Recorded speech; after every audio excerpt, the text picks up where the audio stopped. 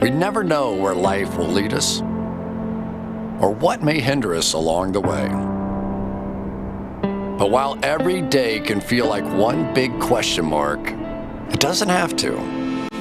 With the right insights, strategies, and solutions from Western and Southern Financial Group, together we can look ahead to leave the unknown behind. I mean, what's Pro Football Focus doing? Last week they had Brady. This week they got Brady. We're literally doing it differently from everybody else. As a matter of fact, moving forward from this point on, I will not make reference to PFF. Ready to get into it? Yeah. All right. We're going team by team. I would be very careful about slinging stuff. Am I going to get sued? We got legal on this? I like football season, all the things that go with it.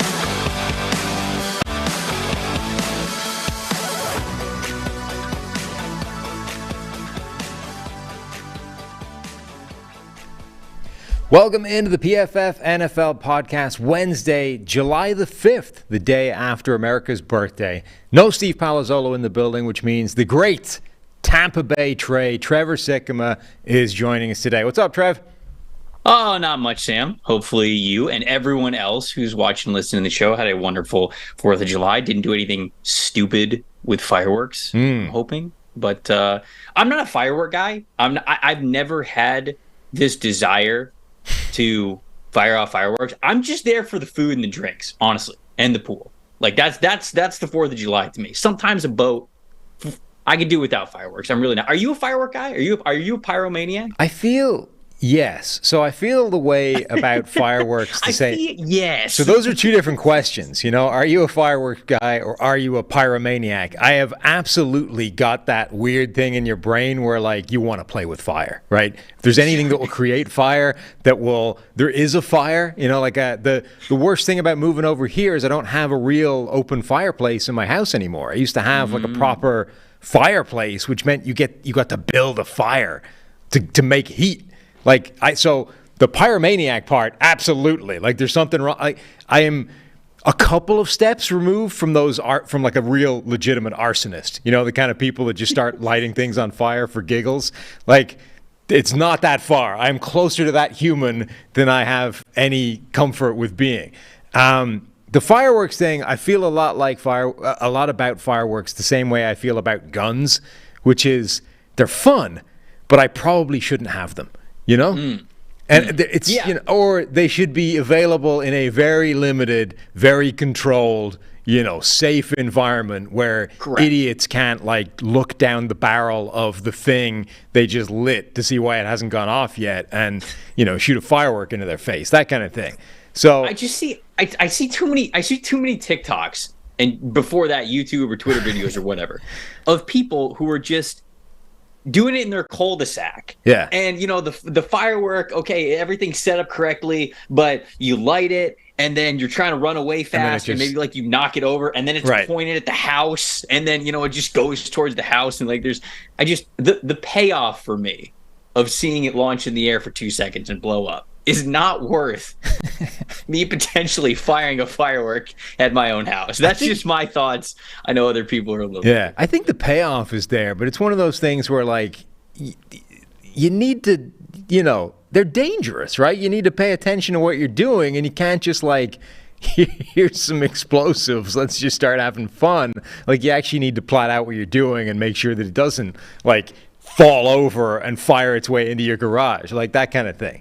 So one of our producers, Eli, just said in our Slack channel that I'm a loser. So I assume he's a big firework. Guy. Yeah, but he typed that on his one remaining hand, having blown the other one off yesterday. Hopefully not. Hopefully that's nobody out there. But you know. So we got a fun show today. We are going to draft the ultimate Ironman / NFL street team. You know, two-way players, guys that are capable of playing both sides of the ball, the absolute dominant football players. And we're going to go back and forth. We're going to do that. We've also got a mailbag question as well. But before we get into all of that, the PFF NFL podcast is sponsored by Western and Southern Financial Group. While you focus on your roster moves, Western and Southern helps advance your money moves. Buying your first home, planning to start a family, wondering how to make your money grow? Western and Southern's playbook of life insurance, investment, and retirement solutions helps you rest assured on game day. Team up to understand needs and address goals with a game plan built just for you. Get started at westernsouthern.com/PFF. There's probably something in there as well, some kind of fund that helps you get through the firework accident you just had yesterday as well. So I'm sure they've got all avenues covered. Wouldn't doubt it. Would not doubt it. All right. So let's get into this this Iron Man drafting. How are we going to do? We got to do the coin flip to see who goes first. Yeah, we should do. We should alternate, right? Yeah. We're gonna snake draft it, and I do want to say that for everybody who's watching the show, sees the title. I saw Walt in the chat was already like NFL Street. Like, what is this? Right. So, if you are of a certain age, you'll probably remember the EA Sports game NFL Street, and that was essentially. It was what we're doing today. We're not drafting like 7 players that we think could win in like a street fight, like that would win like with no pads, like the crazy football league where these guys are just flying around with no pads. That's not really what we're talking about.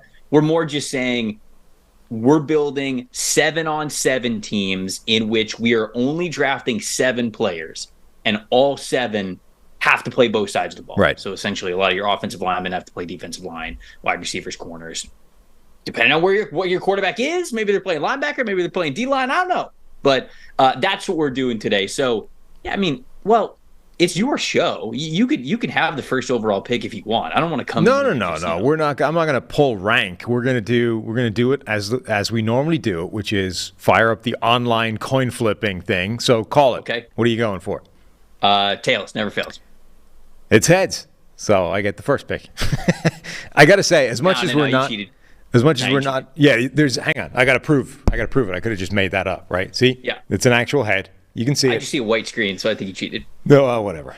The screen, HD is not what it was. Now you'll pull rank. Now just, just to get moving, I'm going to pull rank. As much as we're not drafting, 7 guys that you would deploy in a street fight, there is significant crossover between the guys that I have at the top of my big board for this and the guys that I would deploy in a 7-man brawl. So yes. I think there is some transferable skills involved in that. Oh, look at that. We've got a screenshot of NFL Street. I loved this game so much. Yeah, it was a fun game. This game was so much mindless fun to me. Yes. No, it was absolutely a fun game. I think that we've ruined it slightly by finding a screenshot where there's like actual turf as opposed to asphalt. But still, you get the idea. You get the idea. All right, so first overall pick. I was torn between this because I think quarterback is maybe the toughest position because you're limited to a very small pool of quarterbacks that you think have any function whatsoever on defense, right? Right. And that, I think, is what probably limits you there. So I'm going to start off and grab the quarterback, and I'm going to grab the best athlete in the NFL at quarterback, Lamar Jackson. Okay. So, all right, go ahead. I'll hear your explanation for this. I mean, that's pretty much it in a nutshell. Lamar is still the best athlete in the NFL at the quarterback position. He's big, he's strong, he's fast, he's got athleticism. I feel like you could put him in the defensive backfield, and he functions. So there's 2 quarterbacks, I think, that you could have... I guess there's 3. But really, there were 2 that came to my mind immediately where, obviously, you only get 1 quarterback, I only get 1 quarterback. Right. So it's not like I really had to come up with more than 2. But sure.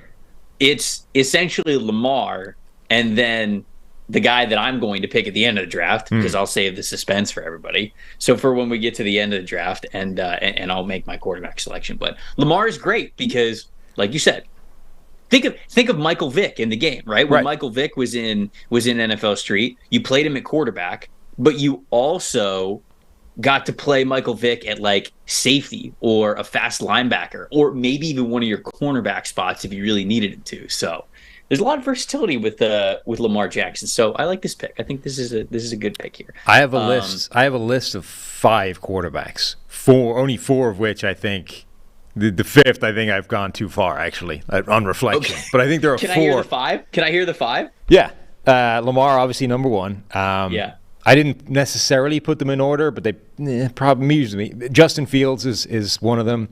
Jalen Hurts is one of them. And then Josh Allen is the other one. And then 5 was a bridge too far. I had Kyler in there as well, but on reflection, it's too much. Right. I'm not doing it. Yeah, those are the quarterbacks that I thought of. But, man, now I got to actually – now there's a different quarterback route I think I might be able to go. All right, I am going to go with Tyreek Hill and Micah Parsons are going to be my first 2 picks back to back here. That's good. That's good. So I'm gonna go with the skill position players. These dudes are just the absolute crazy athletes. There's I went back and forth on whether or not I should pick Tyreek specifically, because there's a lot of really great skill players, right? You're going to name a handful. I'm going to name more of them, but I don't want to spoil it too much yet. But Tyreek still, like the wide receiver conversation that we had on this very show, whether it was last week, the week before, I can't remember. The reason why you can make a case for Hill being the number 1 wide receiver in the NFL is because it's not just Tyreek Hill is fast. Yeah. It's that Tyreek Hill is faster than some of the fastest people on the planet. Like, no question about it. So him on the team, he'll play wide receiver, he'll play defensive back. I know he's a little bit shorter for a corner, but we're all right. I think he's like 5'10", so we're good to go. And then Micah Parsons, you could play him at linebacker, right? He could play in the middle of defense. You could have him blitz, of course. But then on offense, Micah can play running back, because I think he's got the athleticism to be able to play that running back spot as well. So I'm going to go Tyreek Hill, Micah Parsons for the 1-2. That's good. Those would be 2 of my top seeds, top ranked players. Certainly Micah Parsons would have been my number 1 pick if I wasn't going quarterback first. I think you hear this all the time, like if you cloned one player and deployed 22 starters of the same guy, like which player would win the NFL? If you had 22 Micah Parsones, Micah Parsons would win the league, right? Like in a league where J.J. Watt is now retired and old and broken down, 22 Micah Parsons is the best option you could have in the league. So for this, he's tailor-made for this exact exercise. Micah Pars I believe is the plural. Micah Pars I. Micah Parsons is. I believe it's Micah Pars I. Yeah. So those are 2 very good picks. I'm annoyed by how good those were. Particularly, I would have liked to got one of those players. So I get the next 2 picks. Is that how we're working this? You do, yeah. Now it's Snake. So we're going back and forth. So now you get 2 in a row. All right. So the player whose name we don't mention on this show for fear of jinxing him with injuries, number 3 for the Los Angeles Chargers, whose name rhymes with Jerwin Dames. Yes, this was also extremely high on my rankings. Very similar idea. If you cloned him and you had 22 of that guy, you have a very good team. He has already shown that he can play corner as well as safety. I see no reason why he couldn't make moves on the offensive side of the ball as well. That guy can do it all in defense. I'm sure you can find a role for him on offense that makes him absolutely as effective as well. So grabbing him, and then I'm going for Aaron Donald because I was wondering if I'd get him. By far, obviously the best defensive lineman in the NFL, the best defender in the NFL, one of the best defenders in NFL history. Again, I'm not quite sure what I'm doing with him on offense. I just know it's going to work because he's good. Sure. He's too good at everything. And like his superpower in the NFL for years, and what really separates him from other physical freak shows on the defensive line, guys like Ed Oliver, is Aaron Donald has absolutely unparalleled hand usage, right? And that you need that to play offensive lineman as well. So if you have a guy who's doing it in a pinch, doesn't do it as their primary gig, Donald's starting from a really good standpoint, which is I know how to use my hands, and I'm going to use that better than you do. There's a handful of trench players, and trenches are kind of interesting, right? Because when you think about this exercise, you're going to pick a guy who has an expertise on one side of the ball or not. But like the total size combination does matter, because you go, okay, well, does even 300-pound defensive lineman, am I cool with them also playing offensive line, especially if they're just a defensive lineman and then you're flipping them over to offense? You probably want more beef. But Aaron Donald is Aaron Donald. So, I mean, he's going to be the number one trench player off the board no matter what. All right, so wait, who's your? Oh yeah, and then Jane. Sorry, I wasn't saying his name. I was just saying my middle name. Saying my middle name. Just be careful. Just so we're clear. The player, as the graphic said, is truly just one of the best athletes like I've ever seen. Even going back, and people watching the show know that I'm a big NFL draft guy.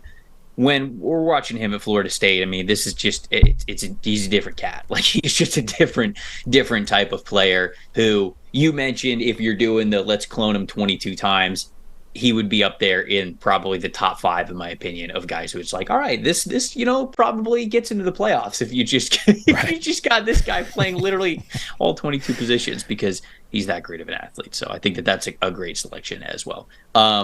Moving on to my next two. Okay. I'm going to split it here.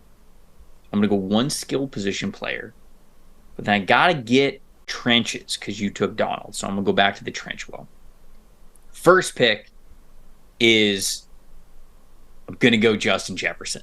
Ooh. Jefferson is just one of the most natural football players I've seen in so long. He makes the position that he has made a living out of look so much easier than it is. He makes even the best corners in the NFL look like they're average at times. He's got great speed. He's so smooth. His flexibility is fantastic. His ball skills, as we know, are quite elite. And he's somebody who I have no doubt about I can flip over to the other side and play corner. So he's playing wide receiver for me. He's playing corner. So then I got Tyreek Hill as well, playing wide receiver and cornerback. So I've got those two guys there. And then for my trench selection, I'm going to go with Trent Williams. Okay. Beef, baby. We're talking full size. We're talking strength. We're talking going back to before we started this exercise. If we were indeed saying these guys got to line up on the asphalt, on the street, no pads involved, nothing, and you're putting trench play involved with 3 guys on 3 guys, I'd still be taking Trent Williams. I'd still be like, okay, this is somebody who could have my back out there in the streets, if you will. So those are my 2 selections: Justin Jefferson and then Trent Williams. I don't know where Trent Williams is going to play on the offensive or defensive line yet. That'll be to be determined, but we'll get to that at the end of the draft. I mean, Trent Williams has like the strength equivalent of the stuff we were talking about with Tyreek Hill. In a league of super athletes, super freaks, super strong men, Trent Williams goes out there and ragdolls 250-pound monsters like they're nothing, like they weigh 100 pounds less than they are, is what it looks like when he's out there on an NFL field, absolutely destroying people. Here we go. This is a better image of NFL street. We've got asphalt. We've got iron girders sticking out of the ground. We've got somebody who appears to be dead, or at least bleeding out. This image makes sense because it's Lawrence Taylor, yes, and then just people getting demolished behind him, laying on the ground. So this is true NFL street, right? Absolutely perfect. That's what we're talking about here. Any like that. I mean, substitute LT for Aaron Donald or Trent Williams, and we're exactly where we should be. This is going perfectly. I like it. All right, we're going to get into my next two picks in a second, but first of all, the player that you just benched in fantasy football just went off with Best Ball on DraftKings. You get the best of your team all season long. This year, Best Ball on DraftKings is bigger and better than ever, with $10 million in guaranteed cash prizes up for grabs. Join DraftKings' biggest Best Ball contest today and get your first entry back in DraftKings dollars as soon as the draft is finished. Enter DraftKings Best Ball Millionaire Contests and snake your team for the season. Each week, you'll automatically rack up points from all your top scorers. No ads, drops, or trades. Teams with the most points by the end of the season will have a shot to take home the $1 million top prize. Head to DraftKings app and sign up with code PFF. Join the DraftKings $10 million Best Ball tournament and get your first entry back in DraftKings dollars. That's code PFF only on DraftKings. Gambling problem, call 1-800-GAMBLER, one per customer. Opt-in requirement with $10 entry fee bonus issued as 10 DraftKings dollars. Age and eligibility restrictions applied. Void where prohibited. See DraftKings.com/promotions for details. Ends July 14th, 2023. All right. What have I got left? I got to fill a kind of trench player. I've got to fill a skill position player, and I've got to fill that kind of running back, linebacker type hybrid since you grabbed Michael Parsons from me. I have a few players on this list where I've factored in a little bit of like previous playing the other side of the ball. You know, I've actually looked at who has got a history of doing that before, and therefore, you know, has a pretty good chance of being able to play the other position better than a guy that's never done it before. So I've got a couple of guys on this list that probably wouldn't jump out as obvious names, but I like their ability to play the other side of the ball. And then the other guys that I've got are sort of just general freak shows that I think are so talented that they can do things. I don't care what they do. Like, just ask him to do whatever, and he's going to be good at it. So I'm going to start off with one of those guys and fill out my trenches. Jordan Mailata. Jordan Mailata came playing rugby. The dude looked like an absolute monster on the field when he needed to run around and flatten people and tackle people. I have no trouble whatsoever imagining him flipping to the defensive side of the ball and just wrecking shop on that side as well. So Mailata's going to fill my other trench position. And then I'm going to bring in George Kittle because Kittle's a great pick. Kittle's a great street pick. Yeah, Kittle just good at everything. Like, he is going to, again, I don't know what you're going to ask him to do. You're going to get him to play linebacker. He's going to be good at it. He just is. I mean, watch the way he plays. He's going to have fun doing it, and he's going to kill your running back. That's how this is going to work. Yep. No, I totally agree with you. The way that I constructed my team, I have George Kittle on my big board, of course, because I agree with you. He's just a phenomenal football player, good at basically anything he does. But if I were to draft him, he'd probably have to play center for me, and I'm like, I could probably form a little bit better of a team there. So I love the Kittle pick. I think that he is well worth it. So I'd like that. And then Jordan Mailata too. You mentioned it. Guy came over. He didn't even play football. So what he's doing at a high level in the NFL right now is just him being like, yeah, okay, I'm just naturally picking up this sport in the middle of my life. So that goes to show you, I'm pretty sure that he could learn defensive line as well. So I would agree with you there. Those are two fantastic picks. Okay, you got Lamar, you got the player who we can't name, you got George Kittle. Okay, all right.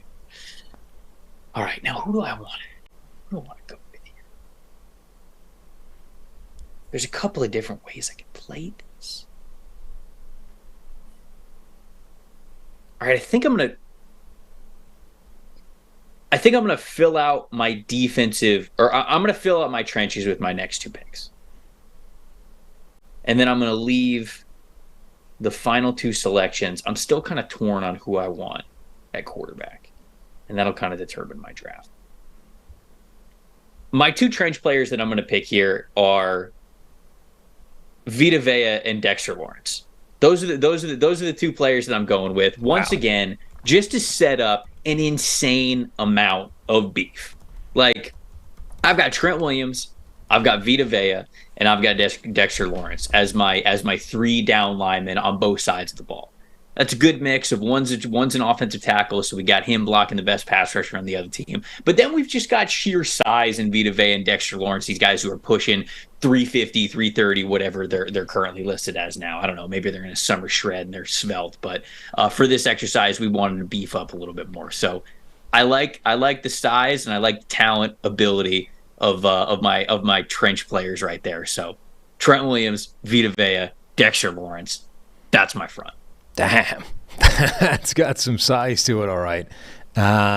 So yeah, that's interesting. Now, are we working on the basis that these two teams play against each other, or we're just who did the best job drafting a roster? I think there's two different ways you could look at it. For fun, we would want our teams to go up against each other. So I think that's something that we got to consider here. Because with a couple of picks upcoming, having seen, the size that you've just assembled, I'm going to want to lean more towards speed and athleticism and movement to try and get those big uglies tired. You know what I mean?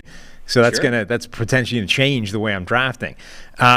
Also, because you basically have to take a quarterback with your last pick, I am now at liberty to discuss my options when it comes to the 2 picks that I'm taking. Yes, you can.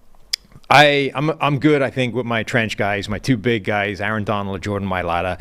So I'm looking for running back linebacker hybrids or wide receiver DB hybrids. And so I think there's quite a few of those guys that have, decent option. Guys like, when you're looking running back linebacker, so obviously George Kittle is a tight end who's going to be playing linebacker. I think generally I like the ability of both sides of that to be able to kind of flip over and do a good job. So you're looking at Nick Chubb for running back, Derrick Henry, guys like that, and asking what ability they would have to play linebacker versus guys like Nick Bolton, JOK, super athlete, what ability would they have to play running back? I think I'm going to pick a guy who actually, so Miles Jack, right? NFL linebacker. Miles Jack played running back in college. And he did indeed. I was on the record at the time saying that I thought he was a better running back than he was a linebacker. Oh. And he ends up coming in the NFL, plays linebacker, obviously never plays running back. But my confidence in Miles Jack's baseline at linebacker and then proven ability to play running back, I think is higher than guys that are better NFL players at their one particular position and a complete unknown playing the other spot. So I think Miles Jack is going to be my running back linebacker, a hybrid with a track record of having done that at least at some point. And then for my wide receiver DB hybrid, ton of options. You've got guys like Jalen Ramsey, who is in that category of just freak show, can do everything, hasn't necessarily played on the offensive side of the ball. Guys like Cordero Patterson, similar conversation, like just a freak athlete who you want playing on your team. And then guys that have actually got a bit of a track record of playing both sides of the ball. Trayvon Diggs, Tariq Woolen, guys that in their past played wide receiver but are now current defensive backs. So, man, I'm torn between those guys. I wouldn't be able to live with myself, I don't think, if I came out of this draft without having Cordero Patterson on my team. I think he needs to be on an NFL street roster. So despite the fact that he doesn't have the track record playing DB, Cordero Patterson's coming onto the team. Wow. I did not see the Cordero Patterson selection coming. But again, just all-around athlete, great football player. Use him as a wide receiver, running back, play DB, I'm sure, kick returner. You've got those last 2 picks specifically, big-time versatility. So, all right, we've got the graphic on the board here. Lay out the roster for me. Who's playing? Who's playing center? Who's playing the tackles? Who's playing the nose? Who's playing the D line? Who's playing all the other positions? So, what is our formation? We have 2 tackles and a center. Is that what this looks like? Yeah, on offense, you can't really switch that part around. Right. So you'll have 2 tackles and then a center. But then on defense, you can kind of set it up however you want. Like you could have 3 down linemen. I guess you could have 2 down linemen if you want. All right. You could just have 3 safeties, do whatever you want. So, obviously, Lamar Jackson is our quarterback. The tackles, we've got Jordan Mailata. George Kittle is going to play tackle. I don't see a problem with that. I mean, given his blocking at tight end, I think that'll be a pretty successful thing. Aaron Donald is going to play center and just snap the ball and then destroy people.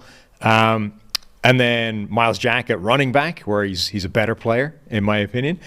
Cordell Patterson and Derwin James as my the player as my if he goes down in OTAs and training camp, that's going to be a problem. Those are my 2 wide receivers. So I like that formation. I think that can do some damage. Okay. All right. So for my last pick, I'm going quarterback. And the player that I'm selecting was one of the 2 that I had as the immediate ones that came into my brain. Mm-hmm. The first one was Lamar Jackson. The second one is Josh Allen. Yeah. So I'm drafting Josh Allen. I'm taking Josh Allen. Like Justin Fields would also be a phenomenal pick. Obviously, he's an incredible athlete. Like I'm gonna have to play Josh Allen at safety, I guess. But, Safety? I guess he'll just be he'll just be like a strong safety over the middle type, just to try to lay the boom on you, kind of a safety. But the way set up your defense first. Show me what your defense is going to look like. So we've just seen my offense. How are you lining up against that? Yeah. So how I'm going to put my defense together. I'm going to put Dexter Lawrence against George Kittle.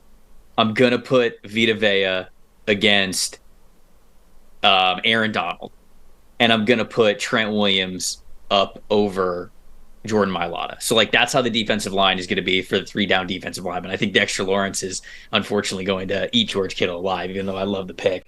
And then I'll have Tyreek Hill and Justin Jefferson on the outside to be able to play man coverage. Micah Parsons is going to be the true like do it all, everything, middle of the field defender kind of a guy. Like if he's got to drop Tampa 2 style and just sprint down the field with a wide receiver or running back, like he's going to be able to do that. But then he can also blitz, of course, because Micah.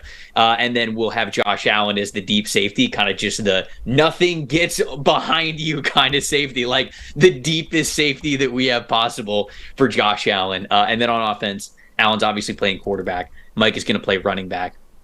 Hill and Jefferson are going to play on the outside. And then ideally, we would have Trent Williams line up wherever Aaron Donald is, like even if that's at center, because that's how we're going to try to neutralize that. And then it's, Dexter Lawrence going up against George Kittle as a pass rusher, and Vita Vea going up against Mailata as a pass rusher. Okay. That's how I'm setting it up. All right. That's the beef and speed combination that we're bringing to the table here. There's certainly a lot of beef in that. How's your offense going to set up? I was saying Allen's going to be quarterback. Mike is going to be running back. I'm going to put Trent Williams over Aaron Donald wherever he is. Okay. And then I'm just going to use the other the offensive lineman. However, I'm got just it. Basically matchups, and then the 2 wide receivers. So I would, for the defensive side, I think I'm going to have basically Aaron Donald and Jordan Mailata as my 2 down pass rushers.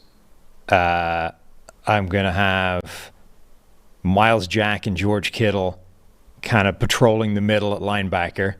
I'm going to have Cordero Patterson and the player whose name we must not mention as my cornerbacks, and then Lamar as the Ed Reed, the deep-lying, roaming free safety to make plays at the back end.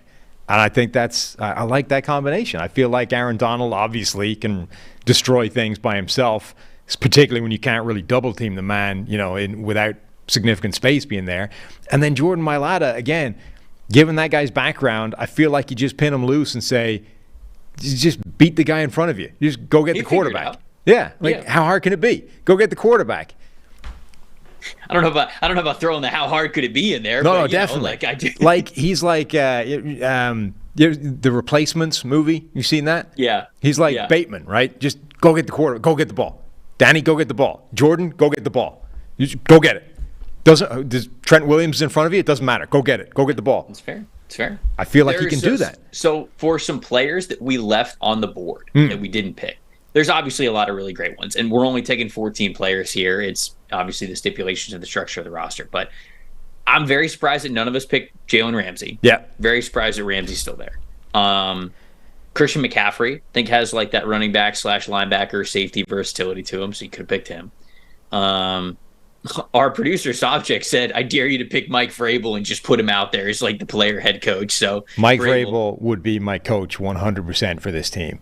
He's so J.J. Watt is a classic guy that would have been on this team if he was still around. Mike Vrabel, like those two guys both played like pass rusher and tight end at a really high level. So either one of those guys would be on this team. If I'm picking a coach, Mike Vrabel is my guy. Yeah. Maybe Robert Saleh would be my guy.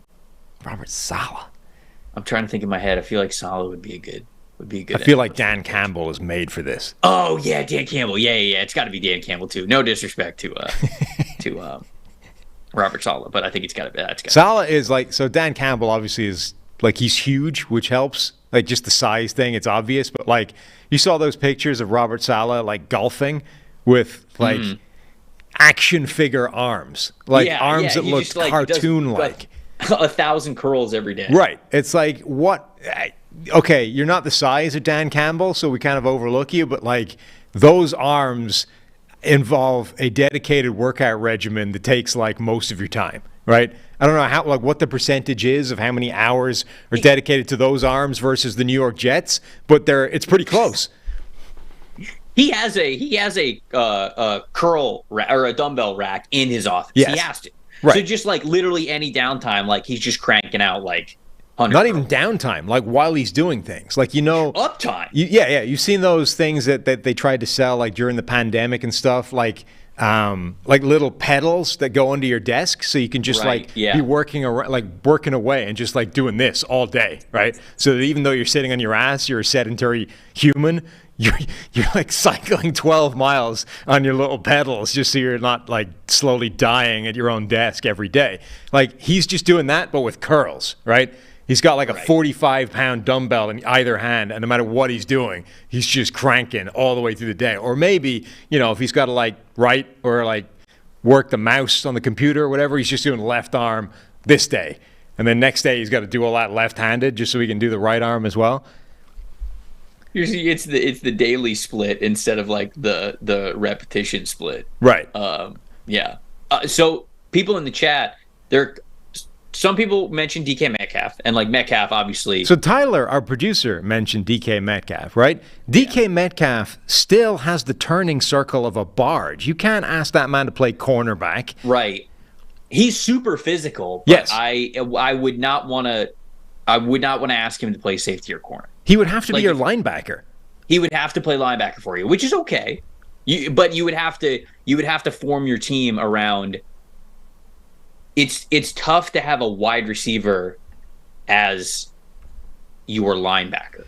Like, it's just the one-on-one connection doesn't really fit, because I mean, then you're just putting some sort of speed out of the backfield, which maybe you can make that work. But that was kind of a tough one there. AJ Brown's a little bit the same way. Like, when I think of AJ Brown, I love AJ Brown's physicality, and if we're being honest, like, he's got that street type of mentality and style to his game, but you'd have to play him at corner or safety. I'd probably rather have him at safety. So there's a little bit that just goes into that, but those are two players that the chat was shouting out. So another guy that was on my list because of sort of experience playing both sides of the ball, Jason Kelce.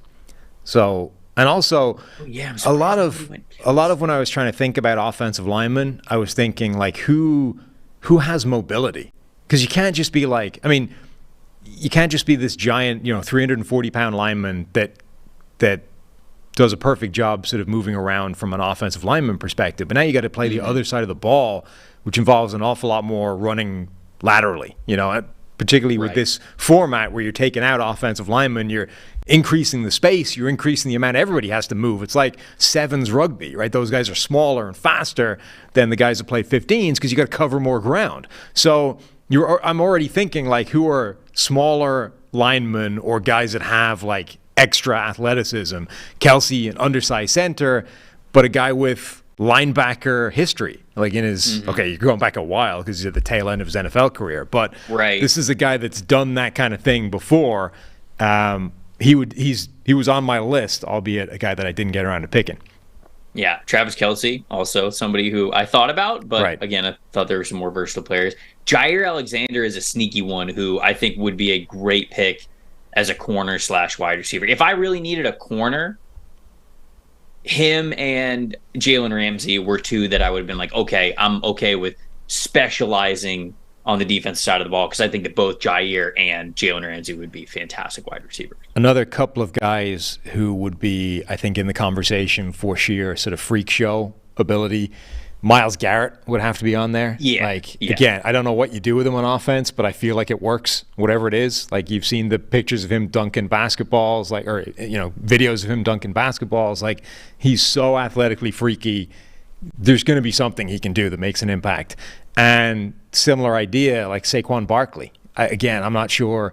I don't see as natural a fit for him on the defensive side as you do for some of these other guys, but he's so athletically freaky, it's probably going to work. He's one who I had like him and Micah Parsons in the same category where I can play both at running back / linebacker. But Parsons is tier above. So Tyler redeemed himself slightly with Isaiah Simmons as a shout. I think that's much better than Metcalf. Ooh, Isaiah Simmons is a really good shout out. Simmons is a super versatile athlete. Yeah. So I like this. I think this has been successful. I would agree. I would think that my team's going to beat yours, so I agree. It's a success. I think we've both done, a good job. There are no losers here. There's only first runner-up. I do, however, think that in this world where, I just comped it to sevens rugby, where you got to cover more ground, there's more space, where speed and movement is a premium, I feel like your giant fat guys are going to run out of gas. No, I'm not worried about it. I got athletes on the rest of the field. I'm good. I think 5 minutes in, Vita Vea is going to be needing oxygen on the sideline, and then Dexter Lawrence is going to be like elbowing him off the mask, trying to get in on the mask himself, and you're going to have no linemen left.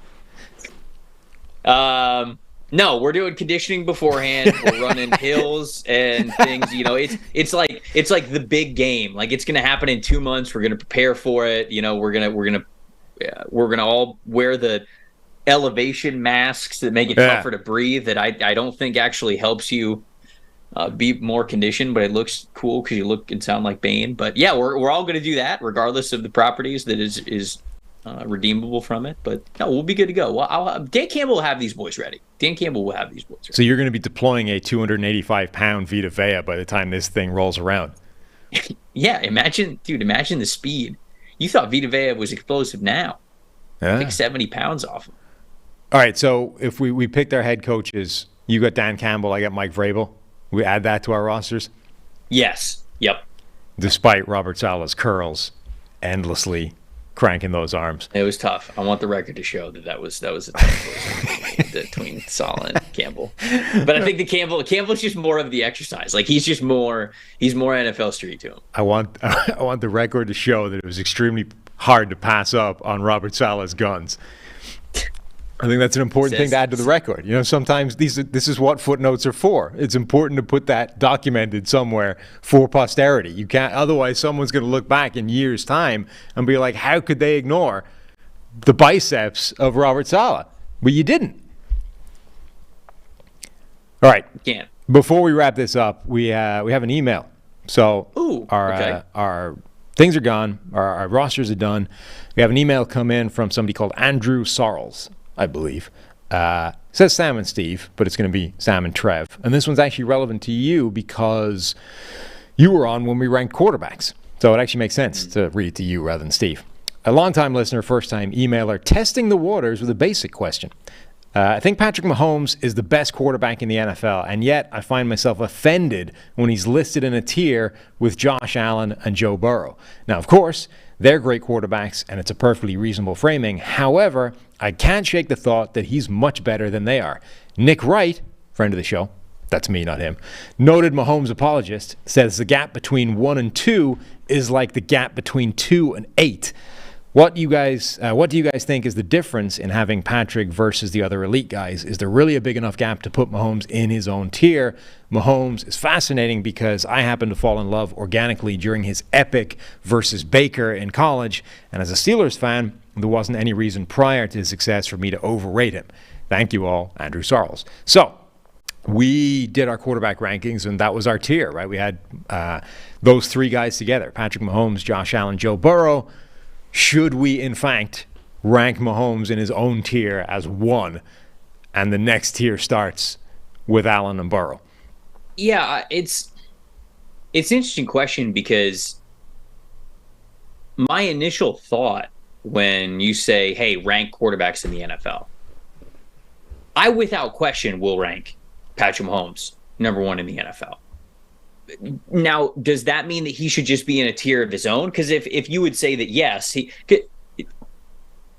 And I guess when you're looking at the tiers, and I'm kind of talking as I'm thinking about it, I believe that certainly the way the league is structured and how teams are structured and what we've seen, especially over the last 2 years, when Patrick Mahomes, Josh Allen, and Joe Burrow go up against one another, there is a chance for all three of those guys to win any given game against the other one. Mm-hmm. That's kind of why I said, sure, put all three of these guys in the same tier, because any given week, whether it's early in the season, end of the season, regular season, playoffs, whatever, those three quarterbacks have the talent and ability, certainly within the systems that they're in right now, to win a football game against the other one, to outduel the other one. Now, of course, it's not exactly apples to apples, but you guys know what I mean. So that's why I typically put Mahomes, Allen, and Burrow in that same tier of quarterback, just because of what we've seen over the last couple of years, how it's very back and forth. Now, of course, Mahomes has been unbelievable in some of those, which is why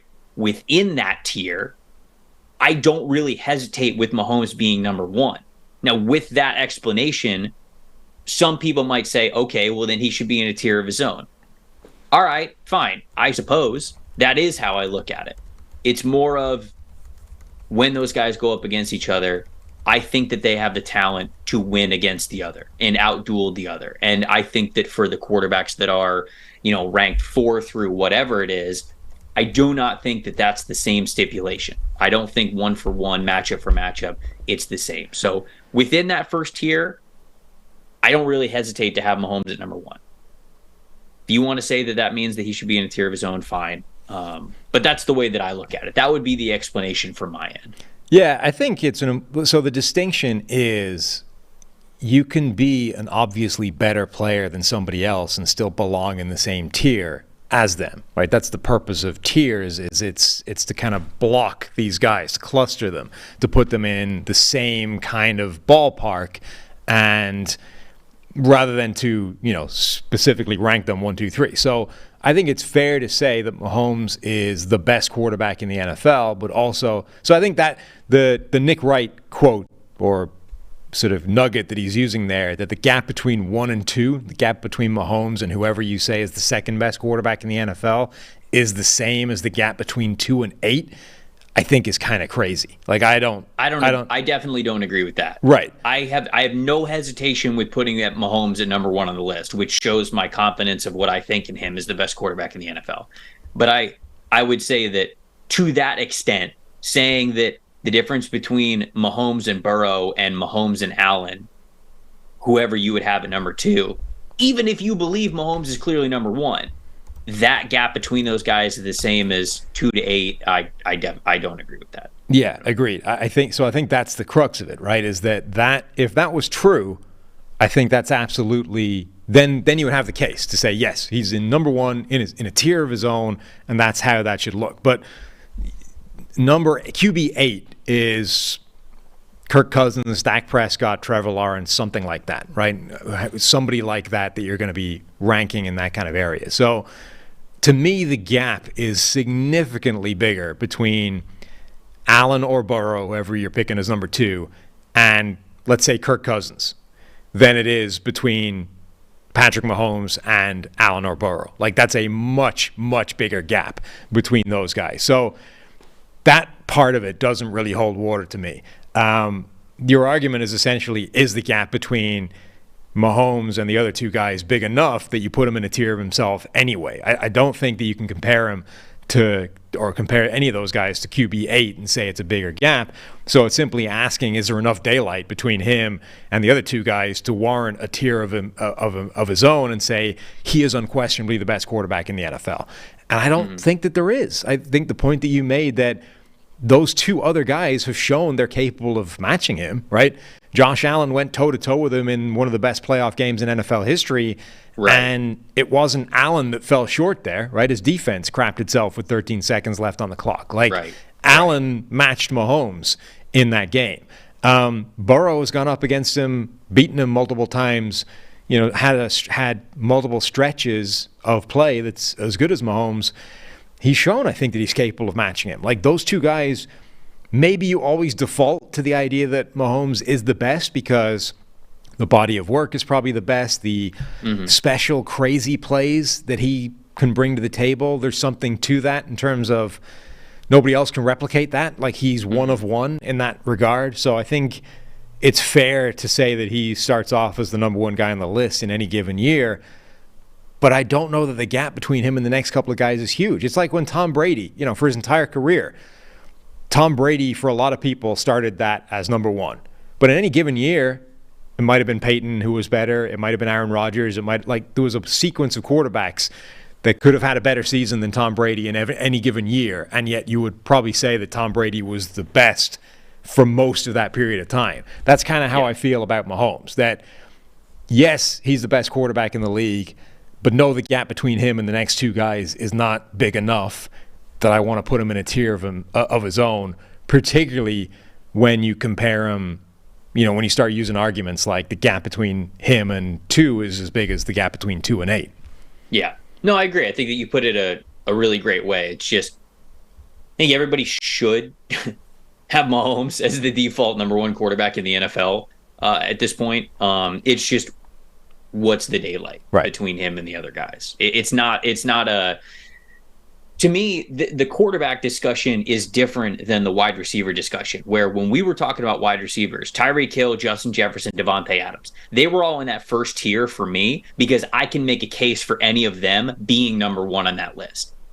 It's not the same for quarterback. And maybe that does mean I should have Mahomes in his own tier because that's kind of what I believe. But within those three, it just like those are the three guys where, like you mentioned, when they go up against each other, they've been toe to toe before. And, there's plenty of things within their own teams, defensive coordinators, how they played things, the other side of the ball, the weapons that they have to throw to, all of that. And so that's what makes this such a discussion. But I just don't see it the same way as I saw wide receivers. And if somebody's definition out there would be, well, then you have to have Mahomes in a tier of his own, I'd go, okay.